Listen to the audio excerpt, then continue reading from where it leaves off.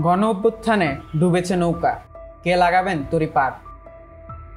Slogan, মিছিল, মিটিংয়ে রাজপথ যাদের দখলে থাকতো, পার্টি অফিসগুলোতে যাদের তিল ধারণের ঠাঁই থাকতো না, ক্ষমতার দম্ভে যারা মানুষকে মানুষ ভাবতো না, বিরোধী মত, বিরোধী দল দমনে যারা ছিল সিদ্ধহস্ত, মাত্র কয়েকদিনের ব্যবধানে তাদের কোনো চিহ্ন খুঁজে পাওয়া হয়ে গেছে দুষ্কর। বলছি বাংলাদেশ আওয়ামী লীগের কথা। বাংলাদেশের সবথেকে পুরাতন রাজনৈতিক দল বাংলাদেশ আওয়ামী লীগ, কিন্তু গণ অভ্যুত্থানের মুখে তারাই এখন নিশ্চিহ্ন হওয়ার পথে।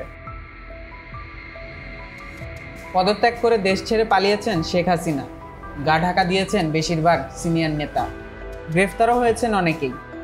গণ অভ্যুত্থানের পর আওয়ামী লীগ কি পারবে আবার রাজনৈতিক ময়দানে দাঁড়াতে, নাকি তাদের ভবিষ্যৎ হবে এরশাদের জাতীয় পার্টির মতো ধীরে ধীরে নিষ্ক্রিয় হয়ে যাওয়া? পতনের পর থেকে ইতিমধ্যে শতাধিক মামলার আসামি করা হয়েছে শেখ হাসিনাকে। তাই সহজেই ধারণা করা যায় শিগগিরই দেশে ফিরছেন না শেখ হাসিনা। তাহলে প্রশ্ন থেকে যায়, দলের এই অবস্থায় কে নেতৃত্ব দিবেন? সামাজিক যোগাযোগ মাধ্যমে গুঞ্জন শোনা যাচ্ছে দলের নেতৃত্বে বড় ধরনের পরিবর্তন আসছে।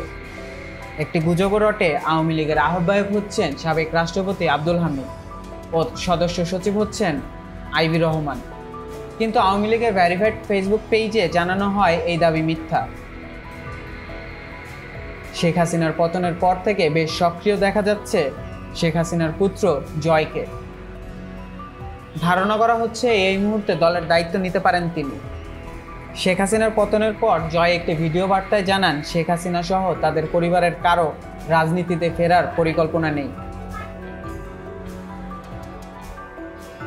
কিন্তু পরের দিনই নিজের অবস্থান থেকে সরে আসেন তিনি। জয় জানান, শেখ হাসিনা শিগগিরই দেশে ফিরবেন এবং তিনিও রাজনীতিতে পদার্পণ করতে প্রস্তুত। এদিকে অন্তর্বর্তীকালীন সরকারের উপদেষ্টা ও বৈষম্য বিরোধী ছাত্র আন্দোলনের সমন্বয়ক আসিফ তার একটি বক্তব্যে জানান, যতদিন না আওয়ামী লীগ সরকারের গণহত্যা ও দুর্নীতির বিচার কাজ সম্পন্ন হচ্ছে, আওয়ামী লীগকে রাজনীতি করতে দেওয়া হবে না। বিশ্লেষকরা বলছেন, আওয়ামী লীগের রাজনীতিতে ফিরতে হলে পরিবার কেন্দ্রিকতা থেকে বেরিয়ে আসতে হবে। কিন্তু আওয়ামী লীগ কি পারবে সেটা করতে? দেখার বিষয় কি লেখা আছে আওয়ামী লীগের অদিষ্টে।